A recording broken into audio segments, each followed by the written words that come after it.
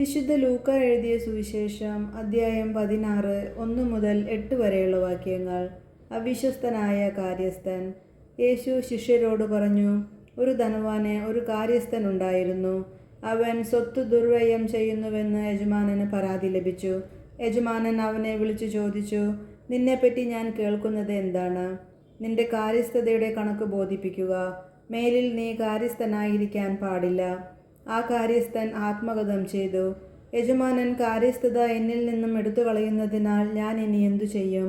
കിളയ്ക്കാൻ എനിക്ക് ശക്തിയില്ല, ഭിക്ഷ യാചിക്കാൻ ലജ്ജ തോന്നുന്നു. എന്നാൽ യജമാനൻ കാര്യസ്ഥത എന്നിൽ നിന്നും എടുത്തു കളയുമ്പോൾ ആളുകൾ തങ്ങളുടെ വീടുകളിൽ എന്നെ സ്വീകരിക്കേണ്ടതിന് എന്തു ചെയ്യണമെന്ന് എനിക്കറിയാം. യജമാനനിൽ നിന്നും കടം വാങ്ങിയവർ ഓരോരുത്തരെ അവൻ വിളിച്ചു. ഒന്നാമനോട് അവൻ ചോദിച്ചു, നീ എൻ്റെ യജമാനനെ എന്തു കൊടുക്കാനുണ്ട്? അവൻ പറഞ്ഞു, 100 ബത്ത് എണ്ണ. അവൻ പറഞ്ഞു, ഇതാ നിന്റെ പ്രമാണം, എടുത്ത് 50 ബത്ത് എന്ന് തിരുത്തി എഴുതുക. അനന്തരം അവൻ മറ്റൊരുവനോട് ചോദിച്ചു, നീ എന്ത് കടപ്പെട്ടിരിക്കുന്നു?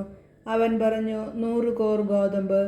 അവൻ പറഞ്ഞു, നിന്റെ പ്രമാണം എടുത്ത് 80 കോർ എന്ന് തിരുത്തി എഴുതുക.